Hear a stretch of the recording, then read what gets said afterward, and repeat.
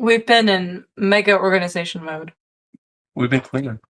It's not just cleaning, it's moving two rooms into each other.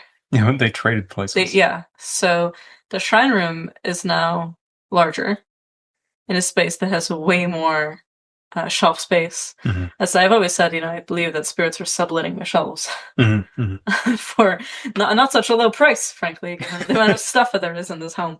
But now the other room where all the books were here are now in a proper library, which was the shrine room, and now the shrine room is a much larger space. That is an entire floor of a house. It Yes. works out. It works out, but the fun thing about that is you learn which shrines have to be consolidated. Which ones were just hanging out, and you're like, it's time to make you geese. Yeah. Yeah, yeah. The syncretic heresies that we can create. But now it's more, well, actually, much like in some ways forms of syncretism, just entirely by historical necessity. But we have been combing through old tools, throwing out old things, making a beautiful inventory. Like we went to Walmart and just got like a ton of clear boxes and have been labeling everything by candle color, making it easy to pull out. It's been great. Like Hmm. there's a charcoal bin, so I don't have to keep buying more charcoal discs when I have like 5 unopened packs. Yeah, And 4 open ones that only the first ones are taken out of. exactly. Yeah. Yeah, but there's it's all consolidated. The essentials are in one place, conjure oils in another place. It's looking great. It's the shrines are looking beautiful. They're all jazzed up. I mean, the spirits have been so talkative because they're so happy that the space is so much more usable now. Hmm.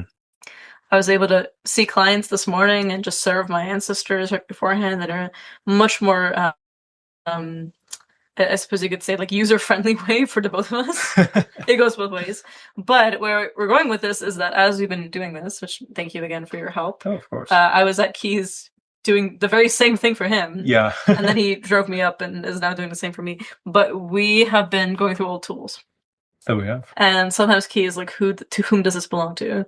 So we can put it on the proper shrine. Hmm. As we've been moving things up and down stairs, like 2 flights of stairs, mind you, using laundry baskets Yeah. to bring books up and shrines down. But and of course we told everybody ahead of Hmm. time. We're like, hey, this is gonna happen. I told my house spirit, like, keep everyone chill. We're gonna move things. Everyone's gonna get nice offerings once they're settled in. It's gonna be great. But sometimes people go up to me and be like, whose is this? Is it by any chance this spirit's? And I'll say, yeah, actually, how did you know that it wasn't even anywhere near his shrine, actually. That spirit loudly because it's cool. Because it's cool. That's Just how you because know it's it's cool. theirs. How's that for learning what your spirit's like? It's great. It's a great learning curve. Aesthetic check. Yeah, is it cool or not cool? If it's cool, give it to me. Literally.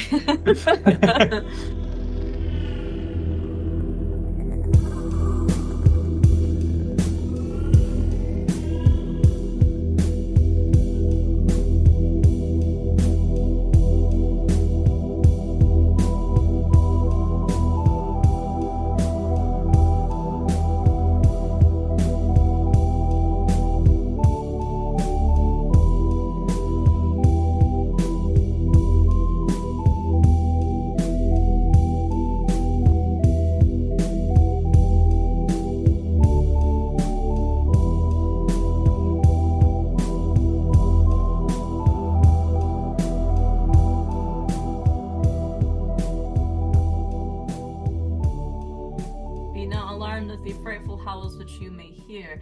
It's Sfinga and beholding the ineffable form key. Constantly. When was the last time you did that? Moving the last laundry basket of books up Hmm. the stairs and falling over a little bit. Oh. Like tripping but catching myself. Mm. In the moment of catching myself. Every single seal from the Shakamorphage just flashes behind your eyes. Yeah, it's like if I fall down these stairs, the world is ending. I don't make the rules. Apocalyptic Christ from the Boxgrove manual. Exactly, yeah. Forward facing. Dropped a copy of the Boxgrove manual and just opened. No. Falls open to that page. It's like, uh-oh. It's already on its shelf. Because we made them thematic. Yes. Not quite alphabetical, but they are thematic now. Thank goodness.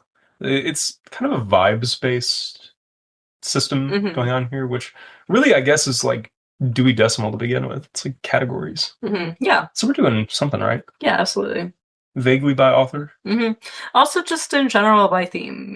Like Yeah. there's got to be some groupings. Because before it was based on my increasingly fraying memory of where things used to be. Yeah. It's like scrying the shadow of something as opposed to its current location. Exactly, yeah. Yeah, it was not working for me. But now it is. Beautiful.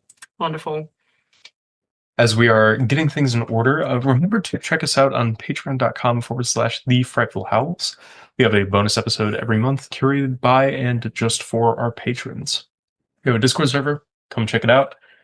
We also have a monthly live occult book club where we discuss a text of your choosing.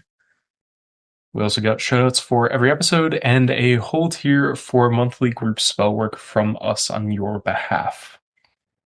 Also, remember to give us a like, rating, and review on Spotify, iTunes, YouTube, Podbay, wherever. Stitcher head. Yeah. Wherever you may be listening to us, it helps us fight the demiurge of the algorithm, banishing Yeldabaoth to the far reaches of AI slopdom, from which our podcast may rise from the primordial soup, the unformed cause chaos, yes, from which the nice demiurge, the platonic or Aristotelian demiurge, consulted the forms and ordered the world in a more, epistemologically sound fashion. This is Plotinus's 2, the reconciliation of the first movers. Oh my gosh, could you imagine? Rolling in his grave whenever we make the Plotinus's 2 joke. Just allowing it to crystallize into the gem on which we carve the lion-headed Aeon. I love a Gnostic gem, but those be tiny. Yeah. You ever go to a museum and see how small they are? Yeah, tiny. It's like a centimeter. I know, I'm just like, damn. I need to work on my engraving skills. Yeah, shoutouts to artisans. Yeah. Shoutouts to the people on Etsy who are making reproductions of them. Oh, yeah. Give them your money.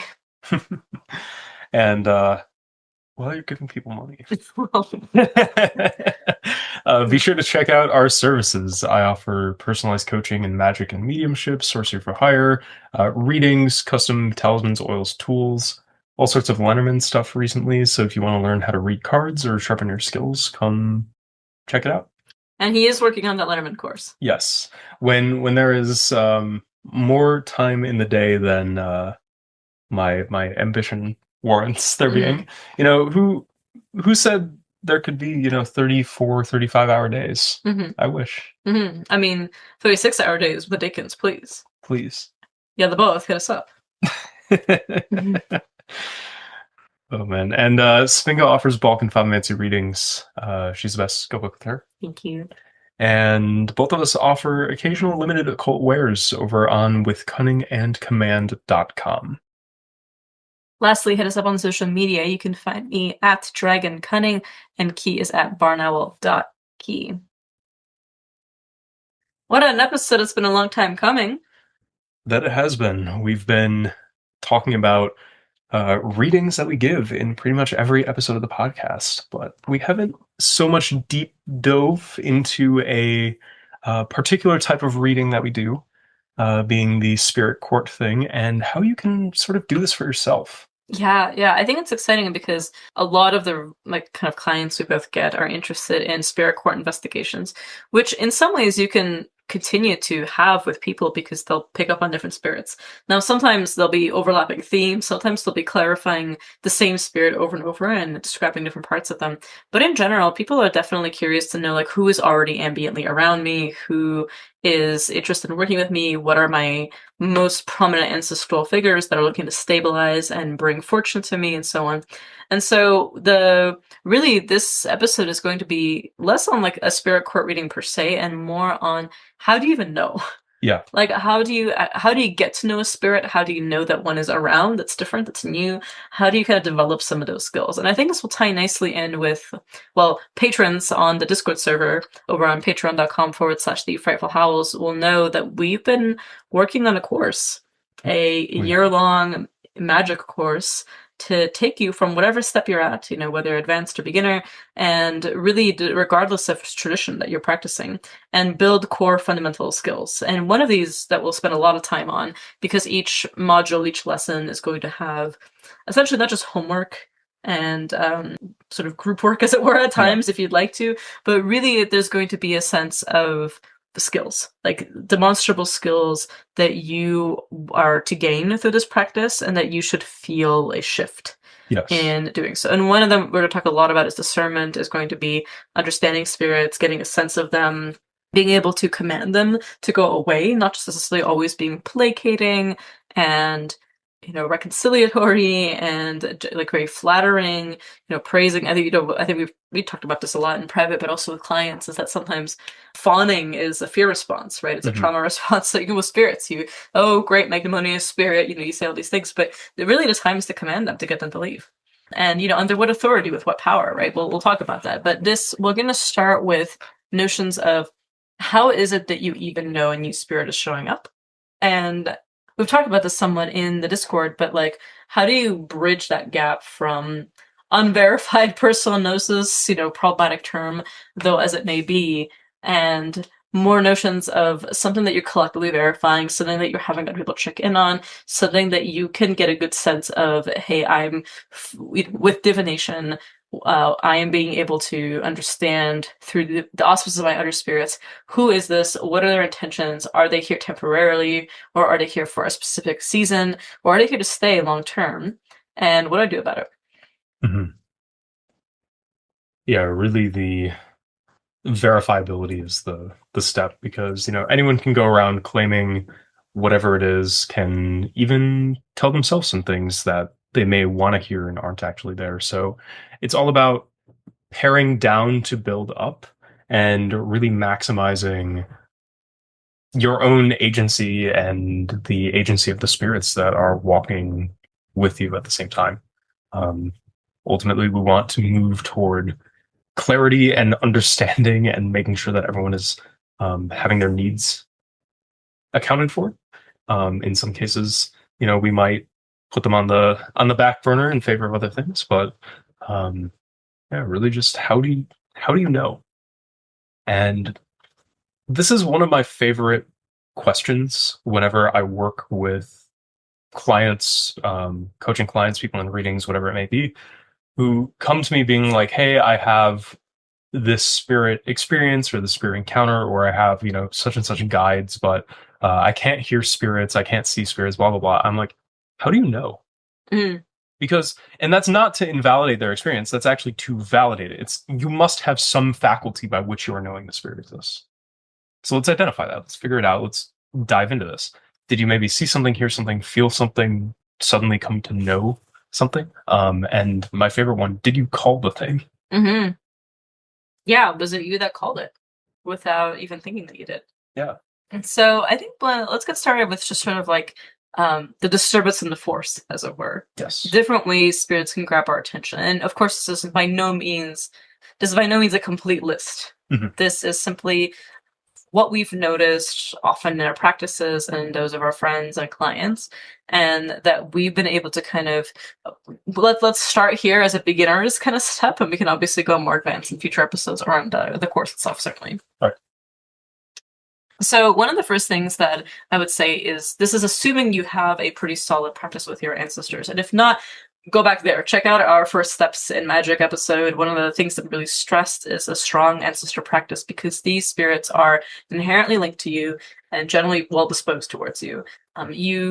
Caveat here for complications with ancestors and uncomfortable people that you're related to. But when we are speaking of ancestors in the plural, we also mean them as a collective. We mean calling on them as a legion that you can draw power from, independently of individual people that you may or may not have known in life, or that your parents remember. This is also the vast unremembered dead from cultures and ethnic backgrounds you have no idea you're related to, from places they travel to that you would have never imagined they set foot on as travelers themselves. If they were born, let's say, in Hungary, but you have no idea that they ended up all the way over in Iran one day, and so on as a traveler, like all kinds of things of that nature, like and also the various potential non-human dead that you may have relations with.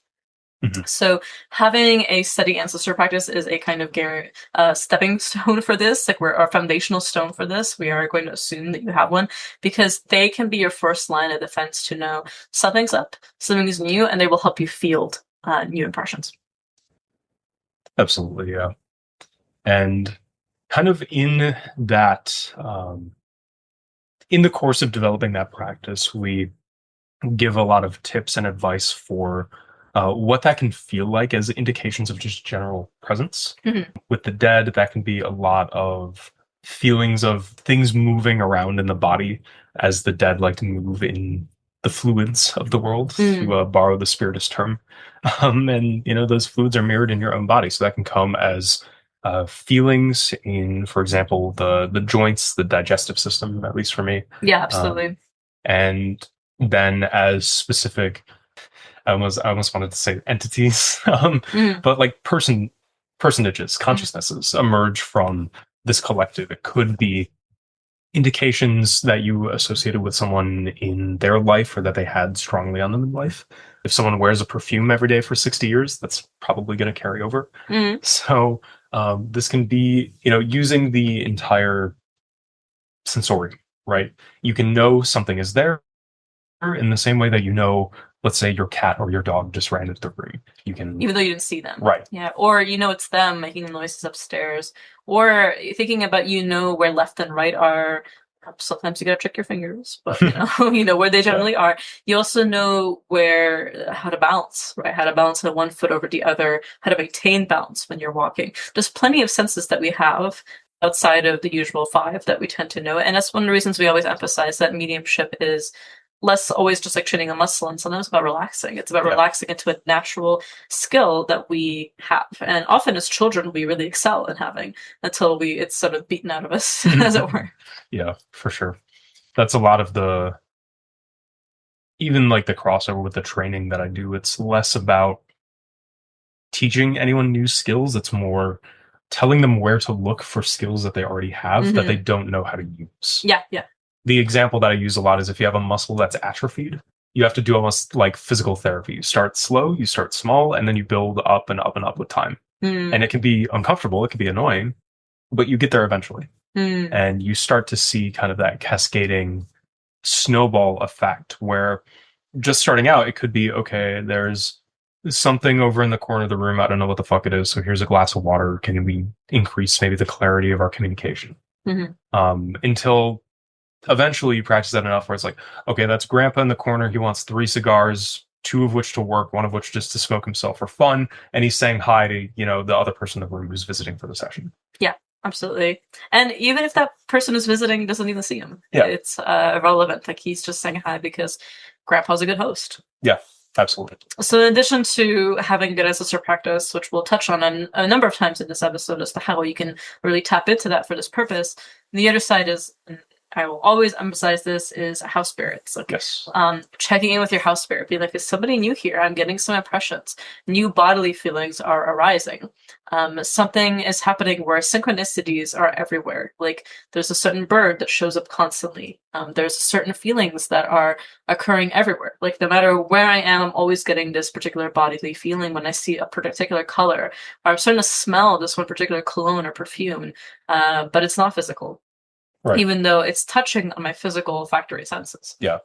It's like, I think people, when they're hearing about these like spiritual senses, use all of your senses. Don't just eliminate your sense of smell because it's going to fuck up your sense of taste. Use all of your other senses to train a sense that you're trying to get at. Because if you need to get information, use what you have and fill in after the fact.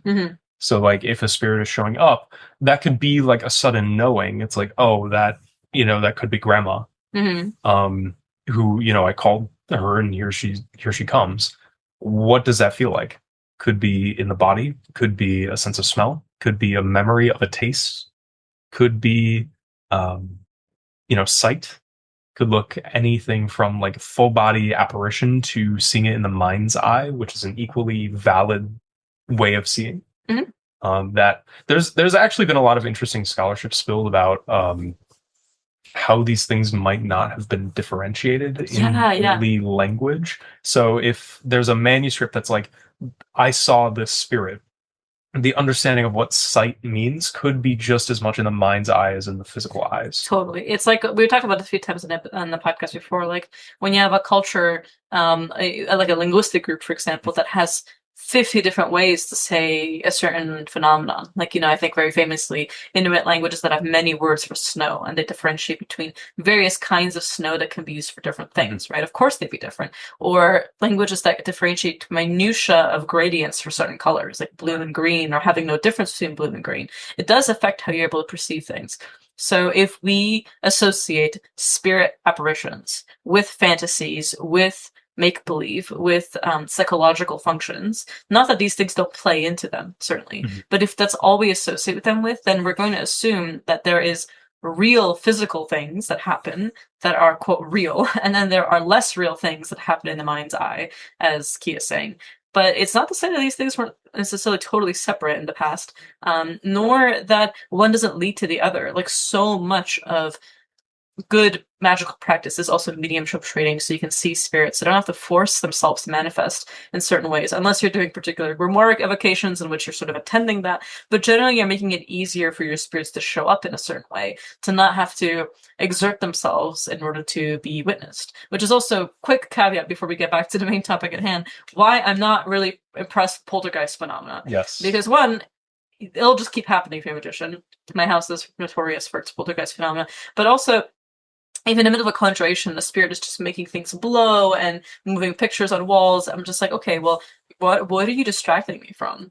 Like, that spirit maybe manifested in the corner behind me. I haven't even bothered to check over my shoulder the whole time. And they're muttering to themselves and, like, making things dance in the room, whereas I'm looking around like a headless chicken, as it were, trying to figure it out. But in reality, they're like, yeah, if I just impress her with this phenomenon, I don't have to do shit.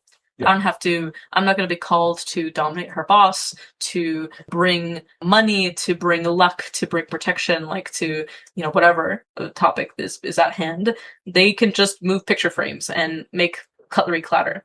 And it's like, that's cool, but at the same time, like, what are you doing? Like, is that all there is? And so I think that's the other side of it. Yes, definitely new sounds, new bumps for sure in the night can absolutely be something to consider. But you want to ask yourself, how long has it been going on and how often? We like to kind of go through a 3 times or more recurring pattern of, look, is it consistent? Like, is it happening multiple times? What are some generalizations you can make about how you feel about it? Are there emotions that arise? You can keep a journal. Like, I feel anger. Like, I feel like weirdly angry, and not specific people who have done me wrong, but just a general anger. I don't really understand it. It's just sitting there. Like, what's going on exactly? You can ask yourself also to rule out personal things. Like, are you stressed?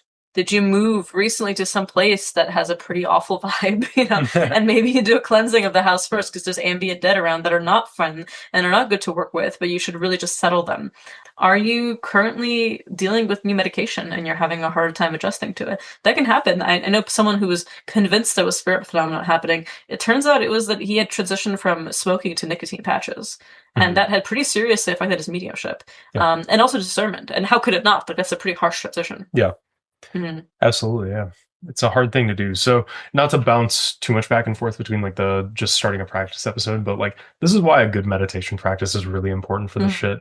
Being able to know and discern what is your own and what is not your own. If you've taken mediumship development, this is what the entire first lesson of mine is developed around, is knowing what is you, knowing what is not you, and then complicating that border and showing how porous it is. Yeah. But are things coming around? Are they repeating? Are they kind of announcing themselves in the terms of like, if you call them, does this happen, versus is this suddenly happening to you?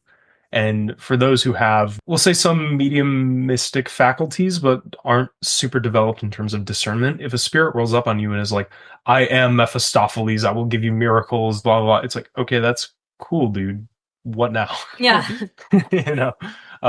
So like a way to know a spirit showing up is like did they announce themselves? Did they make themselves known to you? Yes, so they will sometimes. Yeah. Like they will come in and say, "Hello, my name is X." Yeah. And not to say that that is something to be expected all the time, but there is a sense in which there are some spirits who absolutely, as part of it, you could maybe say their culture, do announce themselves, and not necessarily always to you. It may be to your house spirit, it may be to the primary guardians of the land, it may be to the first person who ever lived and died in your home. So if you live in like an older house and the previous owner died in there, or the person who built the house died in it may be that they are the house spirit. And so they're the one who is fielding the requests and the mentions far more than you, who may just be like a temporary tenant that's renting the home. Plenty of dynamics shift once you own a home. Like once your name is on the deed, that's when things shift with house spirits and the land, especially. But generally speaking, like you can always ask your house spirit to sort of take like a inventory of like messages, like what's going on. Mine will read out new things like the daily news to me, frankly. Especially over breakfast, I'm serving them their first plate as well. Because they do get a daily offering from me. Something that is eaten every day goes to that house spirit, and they reward me very well in kind. I love it. So there's sometimes spirits do come with fanfare though. Yeah. And it's because they're not alone too. Like they can come with other spirits, they can come with a whole troop. Sometimes they're visiting and they're not going to be sticking around for very long, but they notice there's a, for lack of a better term, a practitioner in town whose home is, I think we've described it a little bit in the past as like a lighthouse, like, you know, drawing spirit phenomena, drawing attention and people's interest and so on. So they come forward and they certainly have a good time with it. Yeah. And so they might come to take a, you know, a quick inventory of what's going on. This is one of the reasons why it's great to have some kind of practice for temporary offerings, like a kind of bird feeder type mechanism. We've often spoken about the virtues of just having something small out there with one of your primary kind of door guardians. You know, this could be many spirits that are assigned to guard a threshold that just refreshes spirits. But like, this is your offering. Take this and go. So that when they are heading off on their journey, that's it. Yeah, exactly. I think placation is an important thing, not in the sense of like kowtowing before its spirit, but just the ability to present something other than spikes and knives, which I think a lot of people know how to do. It's not the hardest thing in the world. Just take some spicy things and put them by your door. But yeah, just the ability to be like, all right, everyone, here's what's up. Here's my place. You are welcome here under these confines. And if you have something to say, take it up with these guys. Absolutely.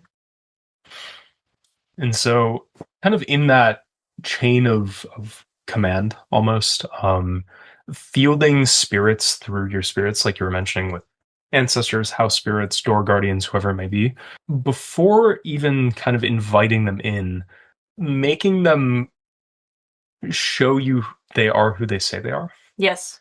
And this doesn't mean, you know, interrogate them for all their secrets and for what they're worth. But if someone rolls up and is like, hey, I was a dead guy who lived in this property for the past, you know, maybe 100 years ago, it's like, okay, let's investigate that. Can you show me that you know the lay of the land? Is there a grave nearby where you're buried? Will I find the name that you give me in the nearest cemetery if I go over there? Exactly. Like, will I find you in the obituary? Like, let's make sure that it's a real name. And they can say it's a nickname. Absolutely, they're allowed to. It's not like they can't say this is a temporary nickname, or they can admit I don't remember my name. Actually, maybe you can help me remember it. That can absolutely be a form of kind of necromantic labor. Really, is helping spirits remember their identities for sure. But in general, you want to be able to make them identify themselves. And in this case, one thing that I recommend is, first of all, start writing down your dreams. Always keep a dream diary, especially a physical one is great. You can start keeping notes of like what exactly you have in common across dreams. Corinne Boyer, in her class on a really lovely class on spirits, plants, and dreams that she does like a year-round course on, I highly recommend that. I myself have taken it. She does a great note about like keeping a dream grimoire essentially by your bed, that you can start kind of noticing patterns across dreams and be like, oh, I didn't even notice that violet is such a big theme. Like there was a violet cape on this one person, there was a violet star in the sky in this other dream, this one spirit that showed up had violet eyes. Like I should maybe note that and later on interrogate like, why is that exactly? But definitely start writing things down if that is a primary way that the new spirit is speaking to you. You may Also want to check in with your spirits. Like, is this someone local? Is it land-based? Is it house-based? Like, is it an older spirit of this home that's being awakened by all the offerings that I give in this home? Is it someone from a nearby cemetery? Which is especially relevant if you live near a cemetery. Yes. And is it from a nearby river? Mm-hmm. Like major land formations, especially like water, like who can call a lot of spirits. So like local rivers and lakes and ponds and things that where you know that there's been activity there, they may come crawling across the marshes, if you will, to come see you. Mm-hmm. So it's good to kind of check that in with divination. You can use many different methods of divination, of course. Assuming you were, let's say, doing Lenormand, I'm sure you could suggest many combinations of cards for like, oh, this is clearly coming from this kind of area. You can do that with tarot, you can do it with beams, you can do it with geomancy. You could just kind of ask, like, from which location is this? Is this someone new? And if so, should I worry about it? Is a good second question. Because if the answer is no, they might just be passing through and that's it. They may also not be visiting you. They could be visiting another spirit in your court. They have their own friends. Yeah. They have their colleagues. Yeah, absolutely. And that is like an interesting distinction as well. What is your spirit versus what is one of your spirits versus what is no one's spirit? Mm-hmm. What is just a guy? Mm-hmm. That might just be like someone around. Yeah. Absolutely. Mm-hmm. And like with that consistency and repetition piece, like, if a spirit kind of I was joking about it earlier, but if a spirit is showing up to you in like even recurrent dreams or like recurrent visions being like, I am so and so and I'm here to do such and such, it's like, okay, well, go do it and come back to me. Mm-hmm. No, like, just this notion that like no vision or like extravagant spirit experience, while they can be very personally profound, is particularly magically or like operatively relevant if it isn't like, okay, what is the spirit doing for me? Mm-hmm. Lest it fall into that same trap of like, if a spirit can impress you with not even a phenomena, but like a phantasm, like Mm-hmm. an illusion, literally, it's like maybe they're not doing their job. If the spirit's job is to be a storyteller and to tell you fantastical things, awesome, that's your relationship. But if you're trying to push it in the direction of like, okay, I need this spirit to work for me, Mm-hmm. then make sure the thing you're testing is, are they working for me? Mm-hmm. Yeah, absolutely. And to that point of like, are they working for me? Don't cut corners, is how I'll put it. This is when bringing in other people is awesome, because I don't want to lessen my own results by being kind of tolerant about these things, where I'm like, if I'm testing a spirit and they say they can do money magic, I'm like, all right, you need to bring me this amount of money by this time. Mm-hmm. And if they say yes, they have failed that test if it's even a partial amount of money, Mm-hmm. where I'm like, okay, then what is going on in this arrangement? I need to actually talk to that spirit now. Be like, did you encounter an obstacle along the way? Like, what is the reason for this? Mm-hmm. And it's not to say like, if something fails a test, kick them to the curb. It's to say, figure out why. Yeah. Ask them what happened. What do they need to fulfill their task? And also, like, again, we're not here to just fire people immediately, right? And be like, oh, like if I ask my friend for a favor and they couldn't make it last minute or something like that, I'm not gonna be like, we're never friends again. Yeah. But if they were consistently a flake, that'd be one thing. Yeah. But with new spirits, just understand you're not friends yet. Maybe they come under recommendation of another spirit, and that can show up in divination, right? You can be like, oh, this card, let's say, represents one of my existing spirits, and they're vouching for this person. This is their friend, this is their ally. Maybe they train together in some spirit world, or they just know each other through various kinship ties. So really, I like to do a big, for lack of a better term, spread, like a big chart or some kind of larger divinatory project. If I know that, okay, this is someone who's going to be around for a season, let's say, and they don't often stay past seasons, but they can definitely be like, maybe I'm here for the year, maybe I'm here, that's coming later, maybe I'm going to stay for a few years, or I'm just passing through. But if it's consistent enough where I'm noticing in my dreams and my visions, as you were saying, in my body sensations, like this is someone new and I'm feeling them because they're new. Like the reason I'm feeling them so acutely when I could be feeling all my spirits to that degree is because something is different. Like I'm seeing them at the corner of my eyes. I'm noticing the same shapes constantly. I'm feeling new smells, like all this new phenomenon. Then you might as well get to know them.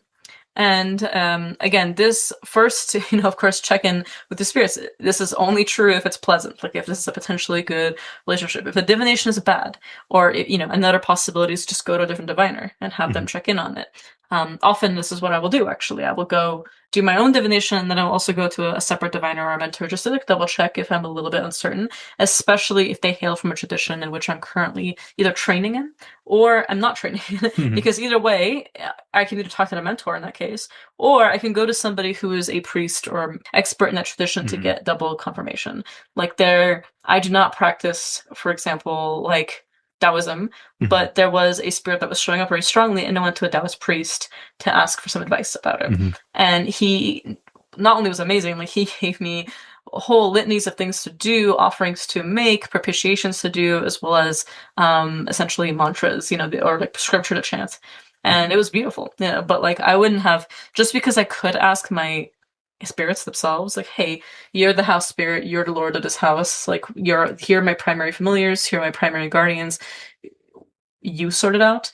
As much as that is possible, I'd rather still go to somebody who is a cultural expert in this Mhm. kind of spirit, just to make sure that like we're not out muscling them using things we already have. We're able to treat them like, you could feed like any really friend, any food, but if you know it's their favorite and Yeah. it really opens them up to you, like it's better to do that. Yeah, for sure. Like even just thinking of examples where people have come to me being like, I'm having recurring dreams of particular forces where I'm like, that sounds like a particular world mythology. Here's the phone number of a priest of that thing. Yeah. Here's your money back. Go talk to them. Yeah.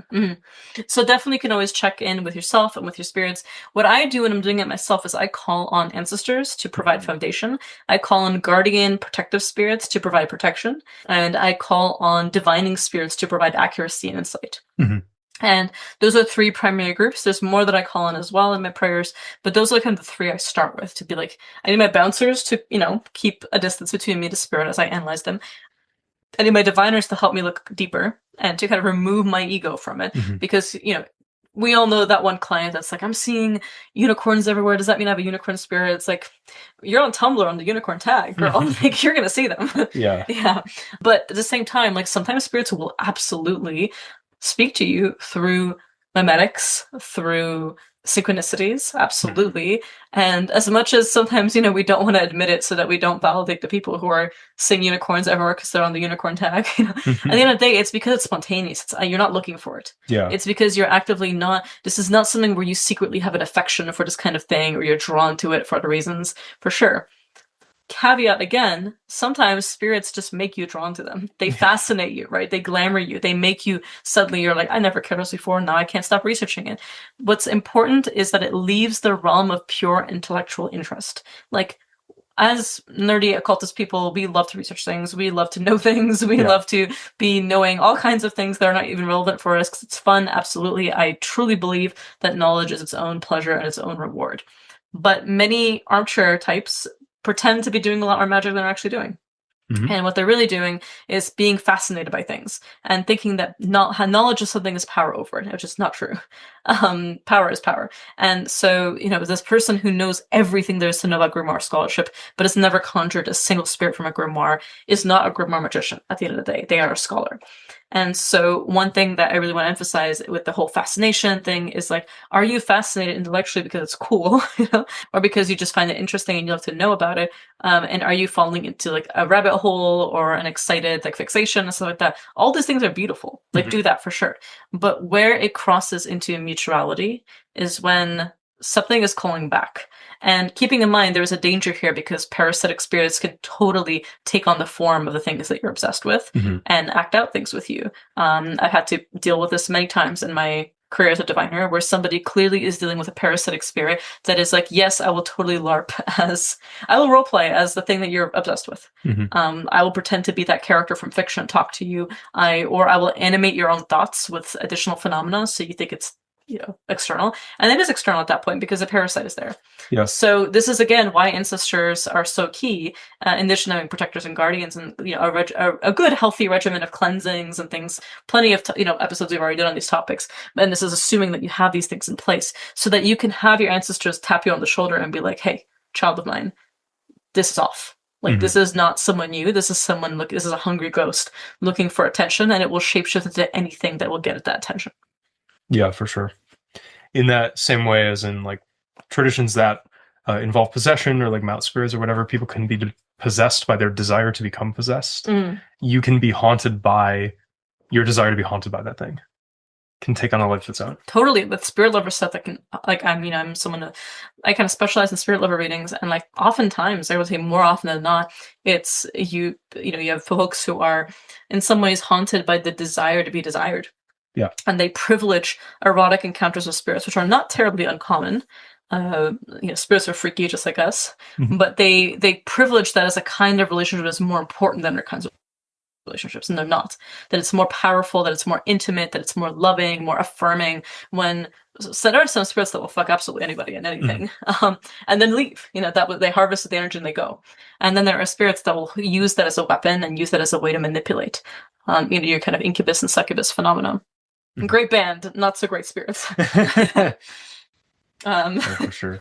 But there's definitely times when you have to kind of take a step back and be like, okay, have I just read a lot of erotic fiction lately and would love a spirit lover? Or is there a persistent thing that's been happening where it's leaving me drained and exhausted and it's kind of hijacking my sexuality, is fucking with my actual, living romantic life, and is pushing certain people away and so on. Like, there are things that, and also all the phenomena could be many other things. I think that's one thing I wanted to say earlier, is that all this phenomena could also be other things. That's why you divine on it. Yeah. Because in the intrusions and the various like new body feelings and the maybe like sudden strangeness that's happening in your house could be also the presence of magic. It could be, you may want to, loath as I am to validate the paranoia of many occultists, but for many of us living in other traditional societies, like, curses aren't that uncommon. Like, people do be throwing them. It's certainly a lot more common in plenty of other, societies where magic is a lot more popular than necessarily North American ones. But like, absolutely, it can happen. So you may want to check to see, like, is this something sent by a different person, or is this something that you pissed off that's causing a problem? But if, let's say, there's no problems. Let's say everything is good, and maybe even new things are coming. Like, you're feeding the corvids, and the corvids are bringing back some jewelry to you. There's something new that's happening. I was courted by some spirits recently with fungus. Like, yeah. I mean, he saw, like, yeah. I was just getting mushrooms, like, in front of my house for a while that were just torn up and gently placed on my doormat. And like weird mushrooms too. Yeah, these were not mushrooms that were growing around. And for the record, definitely not a neighborhood child that was doing that.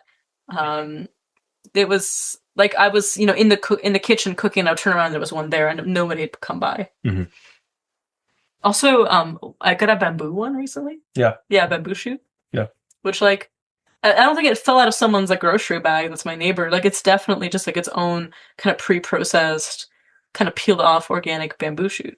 They're just bringing things. They're just bringing things. And I started collecting them and started using them in magic. And I consulted one of my teachers, and they were like, yep, that's exactly what this kind of spirit does, because I recently invited them in. And they were like, they are linked to fungi. They will absolutely do that. They will bring you gifts. Which, thanks. Delicious. Yeah, me surrounded by my like woven basket of mushroom treasures. Like, thank you guys. So these things are happening, right? You sit down, you divine with your ancestors, you can divine with your spirits, you can have something else divine for you. But what I like to do is I will sit down and I will take my primary scrying implement. This can be like a mirror of art, if you will, nice obsidian, that kind of thing. And you ask the spirit, okay, come forth. You can totally ask your spirits, like, give me a name for this being, that even the being themselves may not give you one directly. There's no reason not to sigilize it, let it flash in your mind's eye for a little bit, project it using your eyes onto the scrying implement, and just command it to appear to you. Like, you can do all kinds of fun things. You can give it some incense that is not going to repel them. Be careful with those house cleansings, guys. Like, let your house spirit know ahead of time, I'm going to be doing this, so it can hide for a little bit, because it can banish. Some of those cleansings can banish everything. People are getting like Instagram recipes and be like, oh, I know, I'll just do this, and it's just like, it's going to cleanse everybody out of there for a while until they come back. So let them know ahead of time. But yeah, just like a basic conjuration recipe that can bring vision, that can, your typical like Angelica, your starness, all that fun stuff, right? You can kind of bring vision and sight to you, and then have the spirit show up so you can start talking to it. Yeah, for sure. And with the name thing, often what I'll do if I'm reading spirits on someone or in a location, or even just are showing up for me, I'm like, I don't know who you are. I'm giving you a color.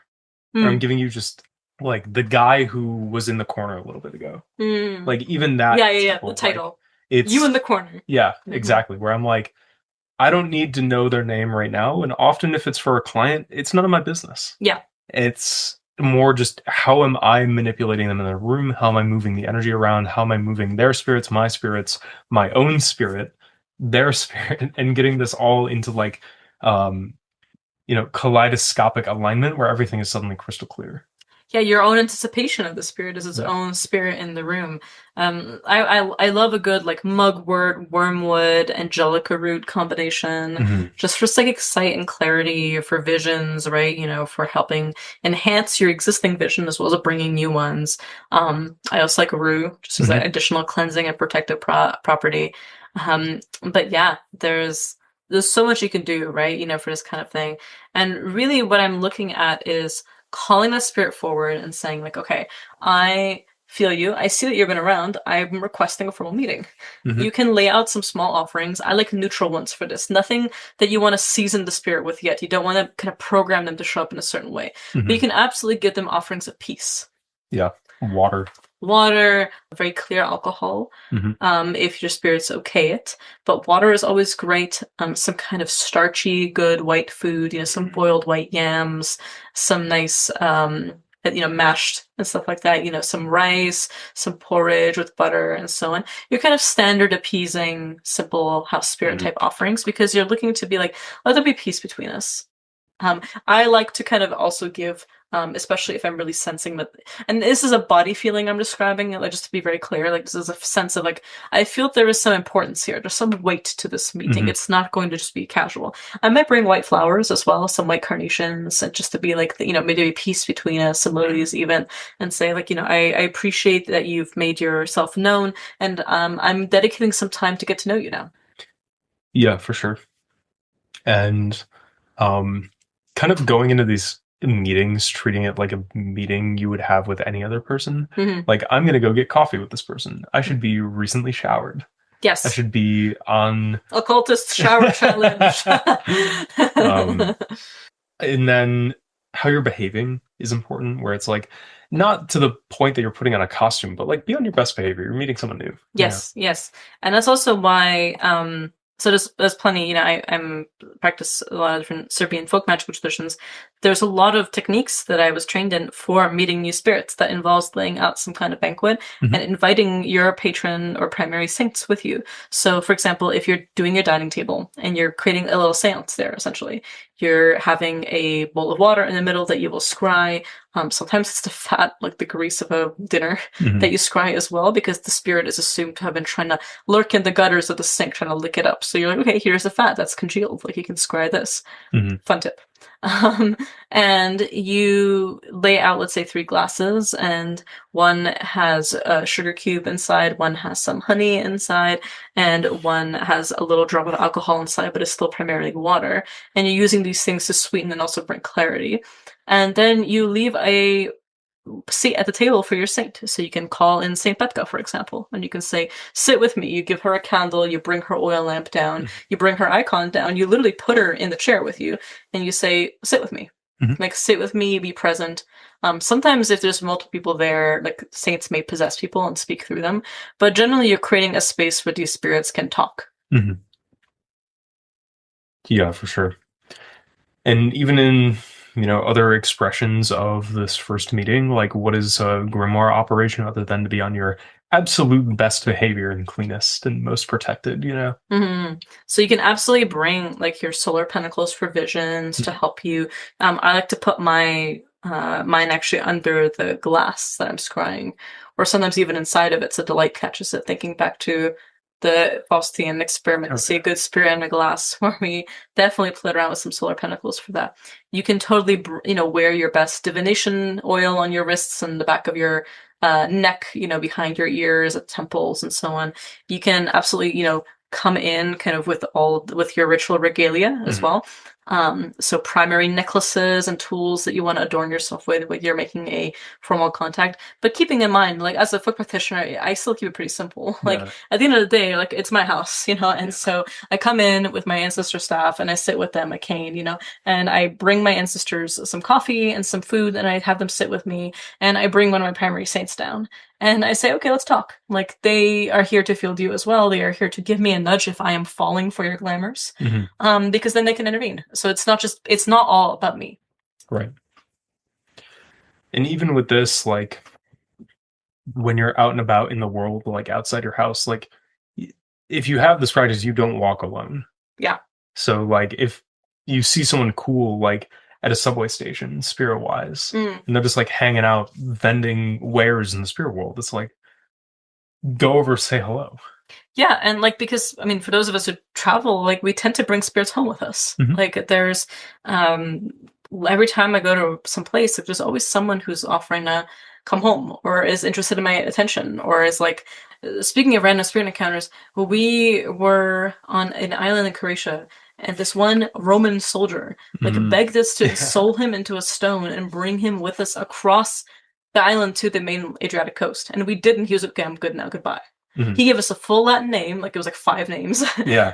He gave us a whole backstory, and he just was he couldn't cross the water. Like he was just saying like it's too dense. Like I can't do it. Like I don't see the coast, and it's not a terribly long. I think it was like maybe an hour and a half by boat. Yeah, it was a quick ferry ride. Yeah, it was maybe 2 hours maximum by boat. But basically, he was like, I need help, and so we did. When we got back to the main land, really, we brought him with us and we put his stone in it was a church we gave him to. Yeah. That he just liked because he was like, oh, that used to be this temple, and it was this temple actually to that god. It's now a church, and then he was good. He was like, bye guys. Like we never saw him again. I've never seen a vision of him again. Yeah. It was never like he came back with thank yous and letters. Like no, I actually don't anticipate ever seeing him again. But he just had a little quest for us because he was like, oh god, you can see me. And sometimes spirits will come over just to do that. Yeah. But sometimes they'll come home. They'll be like, hey, I like your vibe. I saw you from across the bar. Loved your vibe. Can I come with? Yeah. And in which case, your spirits can be absolutely not. They're like, we don't like this person, we don't like the way they smell. Or they can be like, you know what, we have already filled them for you. Like, I'm giving a more manual deconstruction of this, but you can also, if you really trust your spirits, skip every step we just shared by being like, ask your primary spirit, do you like this person? Yes, no. Did you already investigate them, strip search them, make them, check their bag for substances, yeah, made them cough, and then they're like, okay, they're good, and then like that's it. Because sometimes new spirits show up because your guides invited them. Your primary deities are like, here is a priest of mine that's going to train you for the next 3 years. Surprise. Or your primary spirits are like, this is my friend, or this is somebody that I got to know recently and I want to bring them in. It happens all the time. Your spirits will totally aggregate their own friends and communities just as you do. And so sometimes they can already skip through all this by being like, yes. But assuming that's not what's happened yet, this is a time to do it. Investigate them, pull a divination method by which you can confirm what you're scrying, have a good yes-no system nearby that you can trust, have a pretty broad array of omens that you can draw on, like let's say like a full tarot deck, for example, where you can be like, okay, this is your significator, and I'm laying cards around to explain, like, this is your nature, this is where you come from, this is your relationship to me, this is what you want from our relationship, this is how long you plan on staying, this is what you anticipate, here are potential bumps in our relationship you could perceive, like maybe they like lots of consistency and you are somebody who doesn't always remember to do that, so we need to kind of find some middle ground, that kind of thing, and then just write it all down. And yes, you can totally have a friend check as well, but I like the idea of also just trying it more than once, like seeing 3 times, can you prove yourself, can you do this thing? When we light candles, we're not just scrying the way the wax strips, but the flame, the way the heat is emitted, the way it pops and hisses, the way it leaves. It's a 7-day. It leaves like streaks on the inside of the glass. Is it black soot or white soot? Is it rings? Does it go from black to clear? Does it go from clear to black? That kind of thing. Is there white soot everywhere that gets, kind of coughed up into these shapes? We're looking at how does the wax drip? What shapes does it form on the plate? All these things can be, if you dedicate a candle to that spirit, you can use as a way to kind of understand their story. Key, you're very fond of doing this with tobacco for new spirits. Yeah, I'll read cigars for new spirits and things like this. a lot of this process, like on a personal level, is just a very like vibes based body thing for me. Because I can get very intellectual. I can get very like, okay, this is the spirit, this is this thing, and I like that. Like I engage in that exercise as well. But at the end of the day, the thing that is usually making the decision for me is like, I don't know, does it feel normal? Like, does it feel chill? And then normally after that point, I'm like, okay, cool. Let's go do the cigar and then go through that whole process of oracle and reading and seeing what messages come through and how it burns, how the smoke is, how it tastes, how it smells, what is appearing in the ash, and then that whole thing is like, okay, you have a built-in timer as well. Like, what are we talking about for this period of time? And having the spirit show you what is going on. So that's all just a nice, I guess, concise way of divining. And at the same time, that thing is not just the divination implement, it's also the tool that I'm using to bring them forward, pull them forward, command them, entice them, cleanse myself if needed. Mm-hmm. There's a lot going on. Totally. And you can even ask. So this is if you have all your spirits have given you a yes, check mark, go for it. We trust this. We're okay with this. You can ask your spirits, could you take a step back for a second and not remove my protection, remove yourselves from me ever so slightly so that I can feel what this spirit uniquely feels like. Because, if you have a very developed court, you're going to be feeling all your spirits all the time to a certain extent, or at least a medley of them. You won't even realize how much you're in their soup until they do this. This is also a fun kind of sideline, a request to do anyway, like without doing a spirit investigation, because you can be like, hey, take a step back for the next 5 minutes and then be like, wow, this is freaky. Like, I take you guys for granted. Like, I just assume this is what my everyday life feels like, but that's what it's like when you are gone or when you're not around me all the time, when you're not whispering things in my ears. Like, goodness gracious, like, that's quite a shift. So anyway, you have them do this so you can feel what this spirit uniquely feels like. And you're like, oh, like when I do spirit court readings with people, I'm always asking, like, give me a physical sign. Is it like heat in the hands? Is it a cold in my ears? Is it a dull pain in, I don't know, my right rib or something like that? Is it the feeling of my nails growing in my fingers, or my toes? Is it this strange feeling of my nose becoming beak-like and, extending out towards my lips and it feels like I have a beak suddenly? Like, what is the physical feeling that this spirit conveys for me? Is my hair on fire even though it's not? Like, I feel heat on my head and so on. Like, I really love this stuff. I think it's great. I try and give at least one physical body omen per spirit that I scribe for a client to be like, okay, this spirit's around you in this way. They're from your mother's side. They're an ancestral spirit. They appear in this way. They're like a weaver. They show up with a distaff. They have a devotion to Saint Rita. I'll give them like a whole list of things and be like, oh, and by the way, your fingers are going to constantly be moving when you talk to them. You won't even realize it. Why? Because that's what mine are doing right now. Yeah, absolutely. And that same thing of like giving readings for people and like, how did I first feel them? What was the first thing that came to mind? And I'll usually give that as the omen to the client because I'm like, this is the first knowable point of the spirit to either of us. Start there. Yeah, absolutely. So do that and see if you can get a lot of information about them. And then be like, again, the one major question is, why are you here? What's your purpose? If it's one thing that they came offering something for you, like they're bartering a skill in order to receive offerings from you, it's another thing to be like, I'm not really here for you. I'm here for a spirit in your court that I care about. And maybe I'm not opposed to developing a unique individual relationship with you. That's great. Many things can start that way. Sometimes, spirits are like, this is my child, this is my father, and they'll be like, oh, who is this? Oh, this is something that I worship, say hello to this deity that's not really for you, but it's for me, and they're not, so that the god is showing up. It's more like a priest of that spirit, of that god is like nearby now and you're feeling them. But either way, don't rush to build a shrine for everything. You will have to sublet. It's too much. Make them prove themselves. Make them earn their keep. They can get a stone, although be careful with stones, right? Because they convey a certain level of permanence. So they can get something just for them. They can get like a crystal. They can get a bowl that's just theirs. They can get a cup that's theirs. I like to start with like a sigil on a piece of paper under a glass of water. Like, that's for you. Or sometimes they're willing to share with certain things, but they just get like a trinket that's theirs. Yeah. And usually I'll place like a saint of mine over them to just kind of watch them for a little bit, to bring them into their fold, as it were. And then as things develop and as we continue to work together and as they bring me things that, I run a pretty tight ship. If I don't frankly have the time or the energy to be helping tons of spirits all the time. Mhm. Like in many ways, like I don't really believe in the Pokemonification of it as it is, but like don't collect them all. It's too much. Like Yeah. do you have all the money to be feeding all the spirits? Because they're gonna feel it if you don't. Like, do you really want to initiate in every tradition? Do you know how much money it will take to feed everything? Once that's why I'm a little bit hesitant about people who like.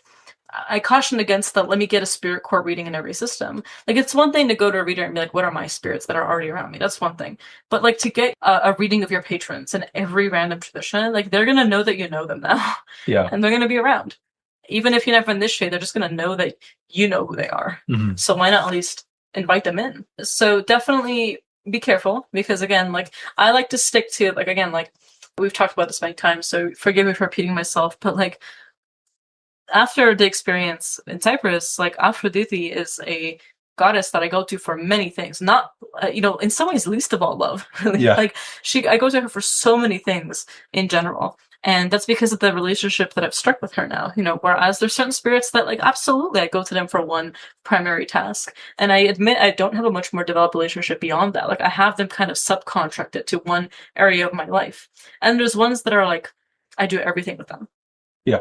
The PGM diamonds that we talked about, the getting to know your own spirits, the familiars that we Mhm. the The egg. the egg, the bodybuilders Yeah. Chad diet of raw eggs in the morning. Mhm. Yeah, like that spirit I go to for everything. Yeah. Like, and rightly so, right, given their nature. But they are also an intermediary between me and many things. Yeah, for sure. So I work with them almost like a secretary. I have them update me, what's going on, what do I need. I know mine talks to keys for sure. Yeah. When we're not in touch, like our spirits are talking. They're just chilling. Mm-hmm. Yeah, and like to one of the earlier points you made, where it's like with all the spirits that are around, even ones who are around frequently, don't give foundation to things you don't know will be good to have fundamentalized in your life. Mm. And then don't give foundation to those things you know will be good but you can't maintain. Yeah, exactly. So don't give them like permanent objects and things.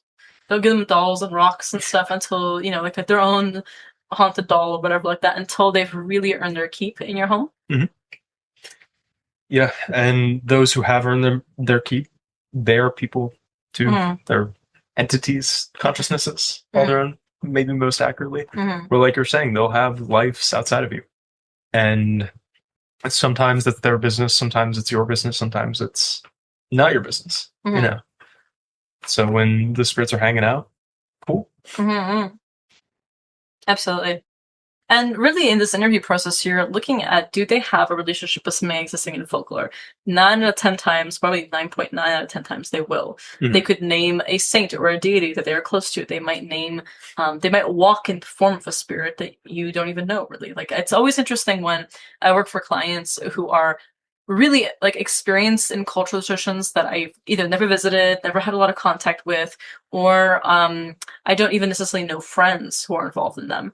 And they ask me about certain spirits that show up, and I'm like, wow, like this is what I'm seeing. And then they're like, oh my God, like you saw this thing that's very specific to my culture. And they send me they literally text me later on, or they email me back like images from that particular what I was seeing, and they're like, yeah, you saw this thing that's exactly in my culture. Like, I didn't know. That's always super affirming and fun. Mhm. But like, do that for yourself. Absolutely. Like, go check it out. Divine again on it, because you don't want to be like, I use my mermaid oracle deck and everything, and turns out the spirit's a mermaid. Like, like I I don't think so. No, but it may be something along the lines of like, oh, I'm seeing this particular aquatic spirit. They're flagging a nearby river, like a body of water they came from. I'm getting this kind of vibe from them, and it just so happens that yes, later on you confirm there is a lot of overlap with existing local mythology. Yeah, it's not like it's some kind of spirit from like a completely different continent. It's like, no, this makes sense that it'd be a local spirit. Mm-hmm. And then you're looking at as well, what are the individual personality and idiosyncratic manifestations of that spirit? Because again, they may identify with a legion, doesn't mean that they are necessarily a legion themselves. Yeah. And then what is different? What is different, and when that's a good thing because they're individuating themselves, versus when that's like, if they're claiming to be, let's say, a particular kind of spirit, and they're like, oh, by the way, none of those taboos apply to me. I'm fine. Like, oh yeah, I'm an incubus, but I will never, ever, ever steal your sexual energy and like haunt you and give you nightmares and like sit on your chest and like assault you sexually and all these horrible things. Like, I'm actually chill, I promise. It's like, don't believe that. Yeah, Like, it's like, what's happening here? well, come on. Like, or like this, it's like a convenient thing where like, yes, I am this being, but I have no weaknesses and absolutely nothing, I'm basically invincible. I'm like a little god, like nothing affects me. Ignore all the recipes of herbs that repel me. Like, I'm completely immune to them. It's like, yeah, sure, buddy. It's like, what the fuck's happening? Yeah, yeah. So there are, when the spirit is lying, and all spirits do and can, just be aware of that. But on the other hand, like if something is coming up and you're like, okay, that is just a unique thing that you have, like this spirit tends to show up like this, and you have that form, but you also have a single, let's say, crimson feather in a nest of white feathers. Like, okay, that's a little unique tag to you, and where did that come from? And they tell you, or like one of their eyes is a different color, or they are able to tell you like, oh, this is my story, this is where I come from, this may be my heritage in the spirit world, but I've spent a lot of time traveling, and Key and I share a spirit that is from a particular place, a particular time. Like he lived as a man, but he traveled so much beyond that country, as it were, that he only speaks it like that language until he was in his 20s and he started traveling. And he spent a lot of time in a completely different continent. So his magic looks like the magic of where he ended up and he lived a lot of his life. The primary language that he speaks, or, I guess you could say like the kind of cultural language as well as the literal language that he speaks, are actually completely different from what we'd expect of him. He remembers the liturgical language of the original country very well, but not really conversationally. And so you see him like use idioms from a completely different continent. And at first you might be like, well, is he just from there? It's like, no, he's a traveler. Like he was a monk who went on a massive expedition, And so like the deity he serves is still very much the same deity, but he's so used to seeing it through the lens of other cultures that he's fused his magic greatly, which is a good and normal thing given his history. Yeah, and like back to the verification piece, it's like, okay, if a spirit comes to you and is like, I traveled extensively, I went to these locations, look for evidence of their presence in those locations. And you will find it. You may find the very cult of their initial religion that is left behind that very place he claimed to die in. Yeah. And be like, it kind of lines up with the exact century, actually. Yeah. Yeah. So funny. It's great. What a character. Yeah. Shout out to that guy. Shout out to that guy. Shout outs to getting possessed by that guy and speaking languages that you don't know. Yeah. It was great. Whoopsie. So absolutely, like, don't be so rigid. Like, let spirits have their own lives and histories, and especially if they've been. Think about Saint Cyprian, right? He lived and died allegedly in Asia Minor, right? Mediterranean Asia Minor.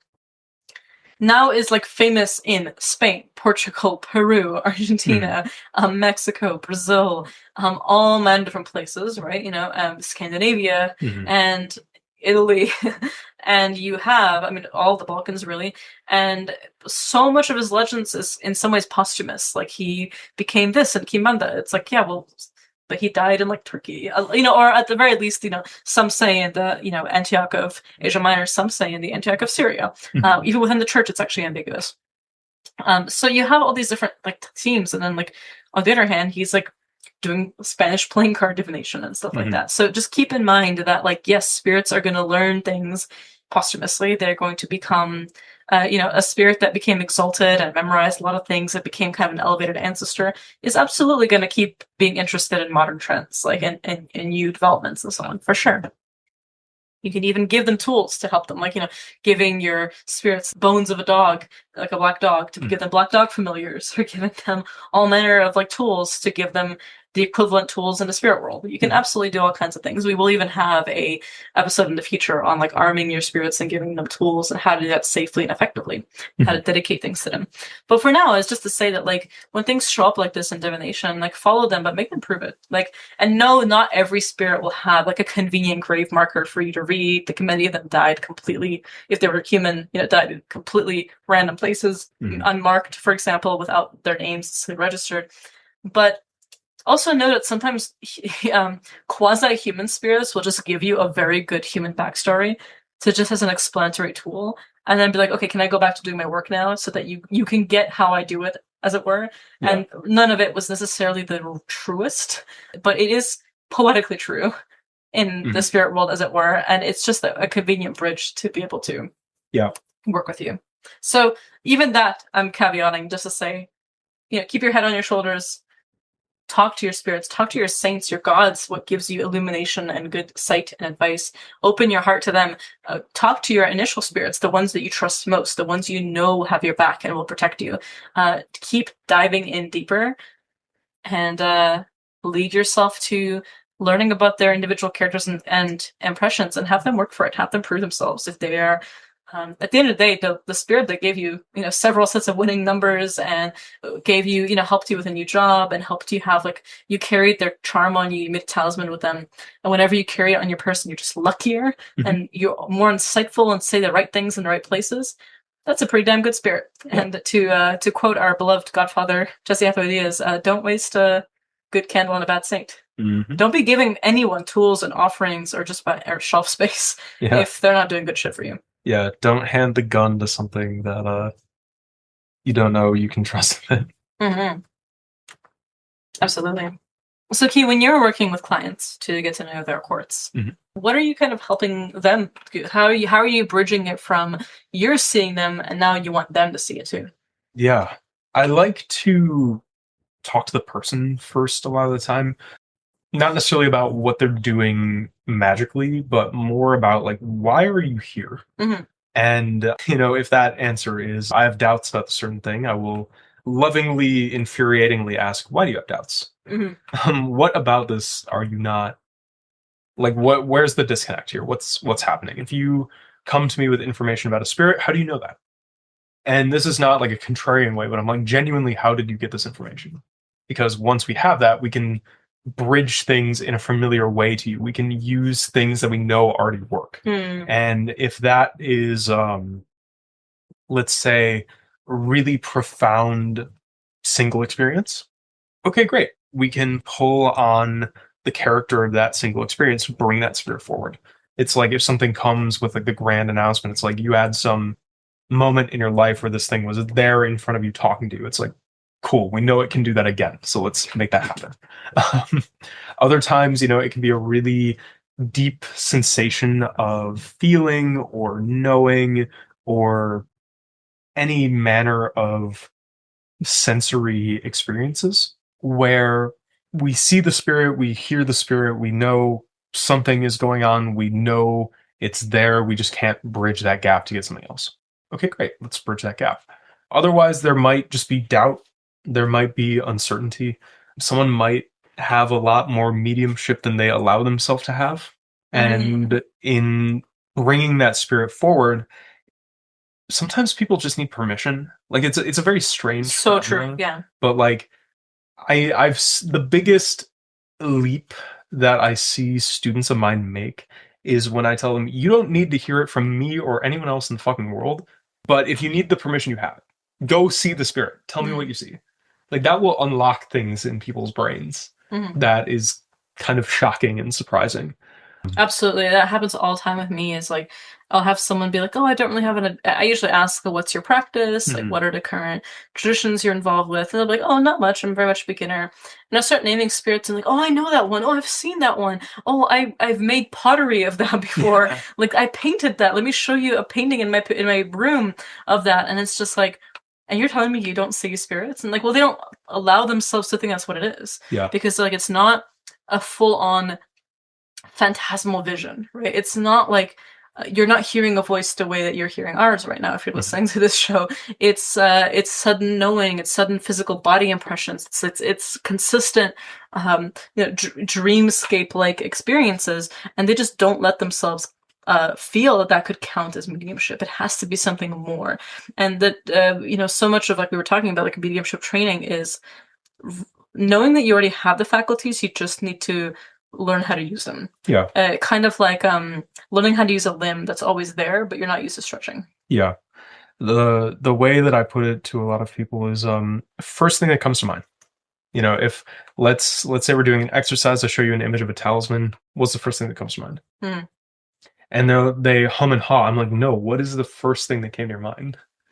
Oh my god, the coffee thing? Yeah. Do you know how many times I've told clients to listen to the fucking coffee episode because of your amazing explanation? Oh yeah. I was actually so wig snatched over it. I was balded For sure. It was great. Like, I even told a client recently, I was like, hey, not to plug my own show, but have you listened to the coffee episode? Because, like, people may have skipped that being like, I don't really care about coffee. But, like, no, like, that whole explanation of tasting notes and, like, your first impression is drawing on sense memory you already have. You know what vanilla smells and tastes like. Yeah. In ice cream and sundaes and whatever, in plenty of things. You get vanilla and then you psych yourself up thinking, no, vanilla's too common. It can't possibly be a vanilla tasting note. That's too easy. Yeah. And then later on you look at the bag and it says vanilla. And like it's literally that's the same thing with spirits. Like you have a sense memory of this. Yeah. Like I get impressions of spirits and I'm like, wow, like I really feel a connection to this particular god. I'm like, why? Because I remember what it was like to first witness a statue of that god, or to be in a museum and to be like, or to see a friend who has a devotion to that god and feel that energy around him. And I'm like, I think the spirit comes from that deity after I throw, my tools on it and I see it's a yes, and the person lights up and they're like, wow, I actually have a devotion to that god, and it all kind of comes together in that moment. Mm-hmm. But if I were to psych myself out of it, often up kicking myself later on, be like, God damn it, I could have said that and sounded so impressive. Yeah, exactly. I didn't say it.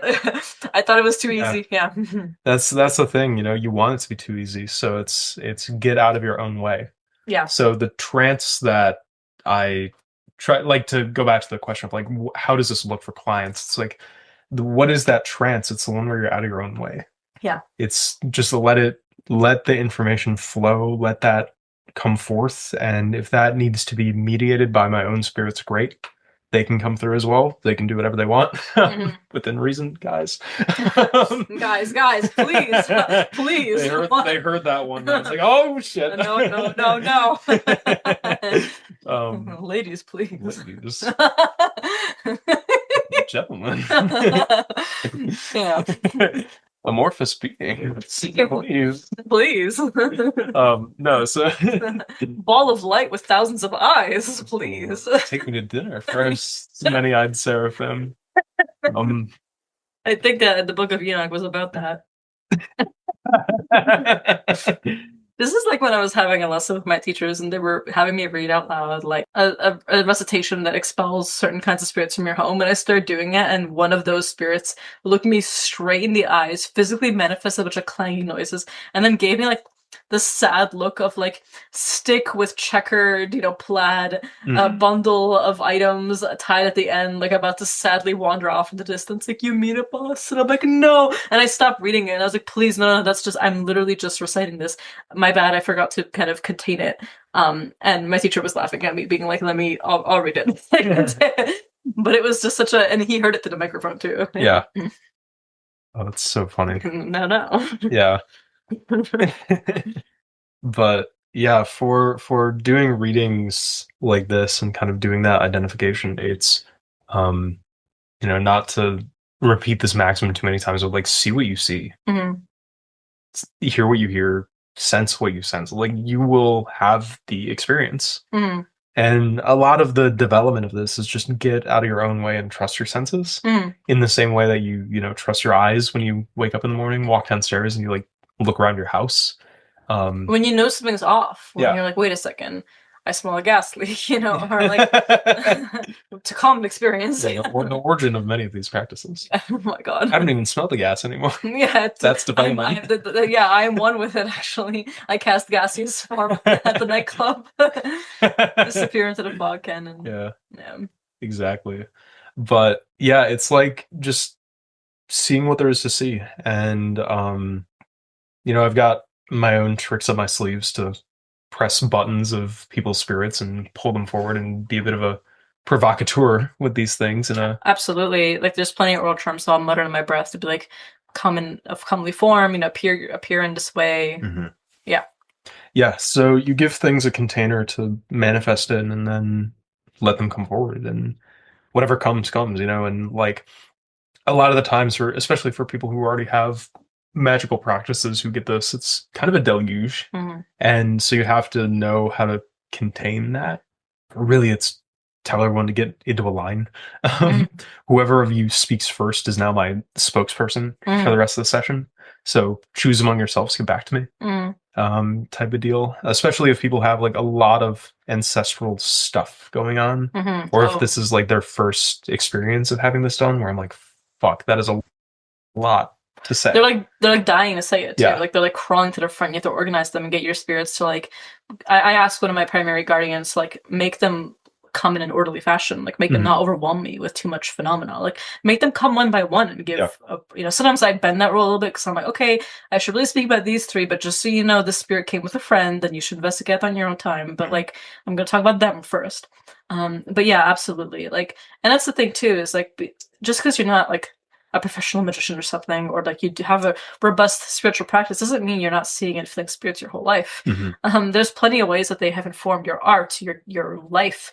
They're not just sitting around idle animationing until you engage with them. Like animism is not just about what spirits can do for you, or what they're not just waiting for human agency to like touch them and then light them up, and suddenly next thing you know they're like animated and ready to speak to you like a video game character, where like you have to go up to them to talk to them, and that's when events happen. Like they are having their own lives in societies completely independently of you. Like think about all those like stories of like fairies and jinn and dragons that are beings and gnomes having their own worlds and societies and universities, and governments and political structures and art trends that are completely independent of us. Like they have their own rich lives. They are not just waiting for you to notice them. They've been doing things all along. So a court reading like this can be a good way to get to know them. Yeah, exactly. And through any of that, when this is just a personal style thing, but I'll definitely do the one at a time. And I'm like, elect someone among yourselves to be the spokesperson for the rest of you for right now, and that person talk to me. And that is the first spirit that I'll introduce this person to, be like, don't waste your time figuring out the idiosyncrasies of 50 spirits that have come with like a life story drama. The gold is buried in the backyard over there. Talk to this guy, familiarize yourself with this guy. And they'll become the secretary. Yes. That will introduce the rest of the court. I love assigning someone a secretary role. Your house spirit can be this, a primary ancestor can be this, but somebody that will be like, I'll collect the news and let you know what's going on and be like, hey, this one's pissed off. Sometimes your spirits start to like, they fall in love. They get horny on each other. Sometimes they fight. And next thing you know, there's an awkward vibe, and it's because some of your spirits aren't getting along anymore. All kinds of things can happen. So it's good to kind of get a lay of the land. But yeah, absolutely. I do the same thing with my clients. I'll be like, okay, talk to this person first, develop, like, I will try and pull somebody who will agree to be a divining helper to sharpen that person's mediumship. And then be like, okay, when you talk to this person, these are the offerings, these are the things you can make. I'll try and pull some herbs or some tools or some things that can do with them. And then be like, okay, and now have them introduced to other spirits, like hold little seances, for yourself where people come in. You can do this with friends too. But in general, really we're looking at the body's sense of, I can trust this information. I could trust this information and not necessarily other things. Like there's a feeling of correctness here that can also, again, come from a robust meditation practice. It can come from all the litanies of prayers you can do to God, the angels, different gods, truth itself, clarity, and elevate my mental state to a trance in which I'm able to discern, in which I'm able to, this is not ordinary speech. This is not my petty ego. This is not me and my jealousies and insecurities and so on. This is, I ask the spirits to like, let your hands guide me, let your eyes guide my eyes, and so on, elevate my consciousness. And you can do all kinds of prayers from the Hergamantia, from the PGM, from the various grimoires, right? That, do this kind of work. You can consecrate your incense, your water, just scrying them at the charcoals themselves, the flame. I love all those things. I think you can definitely get quite ceremonial with them. I have role charms for all these things, but like really, I might light beeswax candles in front of icons of saints and put them down lower and be like, you are the eyes of the saint. As long as you burn, you give their attention and their clarity to this working. You bring their consciousness forward. You wake them up. You get them to pay attention. And as you're kind of going through the list with this new spirit, you can be like, okay, I'm getting a sense of what I can trust, and I'm getting a sense of being in a good momentum. And as you're kind of building that trust in self and trust in spirits, and also trust in your mentors and collaborators, people you're working with, you'll be able to know what these feelings look like on their own. Yeah, and like we were saying earlier, like that trust is the biggest part. So rely on trusting your own senses in the way that the example that I always give, and I have no idea how or why this became the example, is when you're looking at your shoes, when you're putting them on, you don't doubt that you're seeing your shoes. Have that same trust in your other senses. And also, you don't doubt, hopefully, that you know how to tie them without thinking about it. Exactly. Yeah. It's an automatic.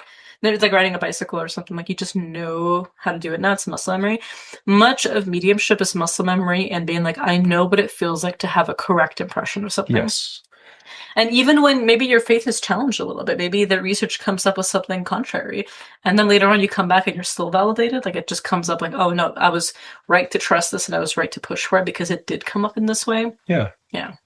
Yeah. And like, you know the feeling in your body of when someone tries to approach you on the street to sell you something. Yeah. If a spirit is doing the same thing, you know what that feeling is. That's a great example, Key. Thank you. Yeah. Just someone comes up and is like, hey, can I get a moment of your time? And you just know they're asking for money.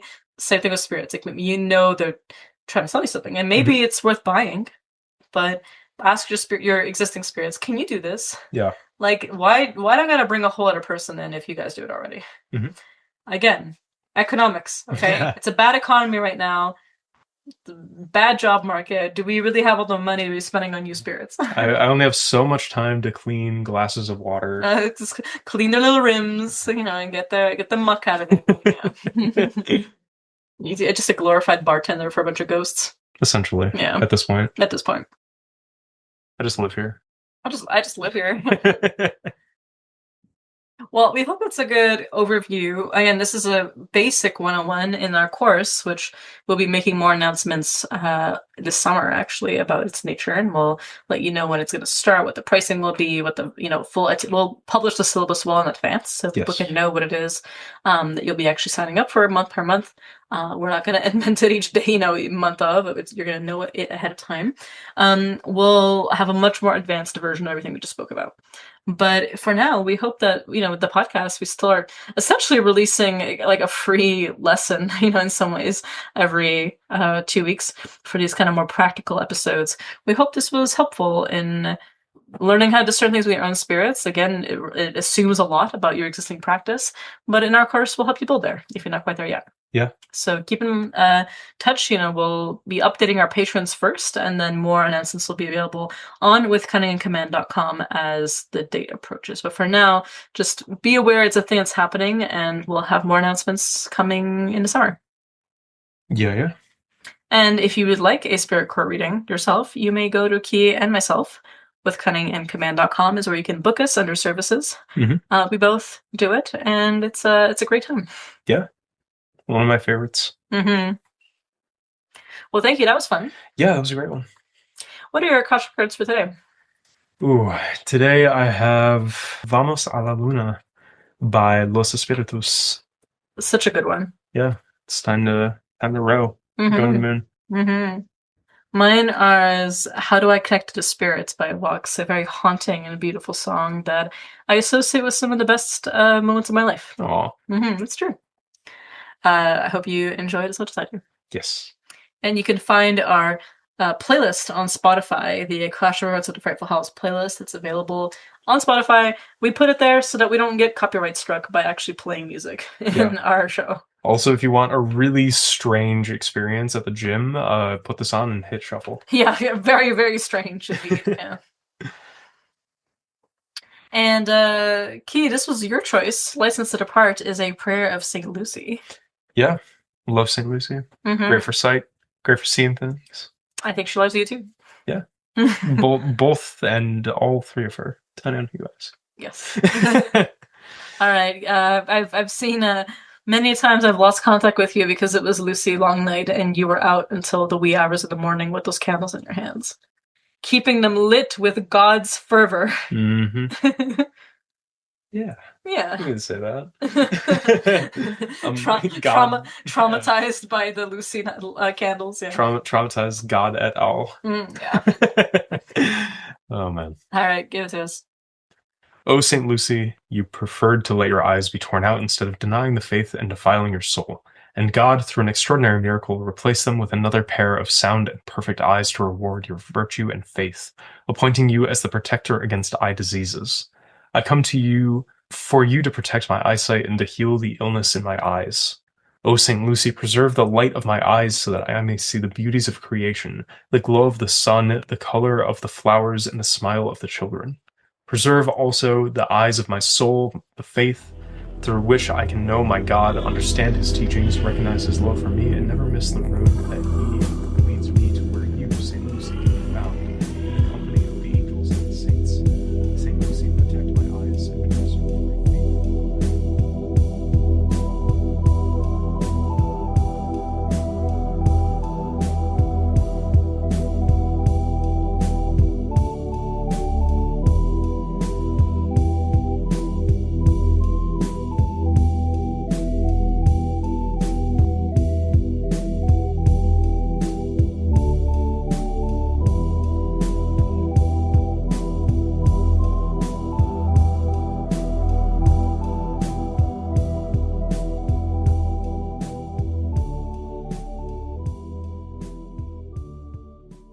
Like, just ask you for dinner first or something, Seraphim.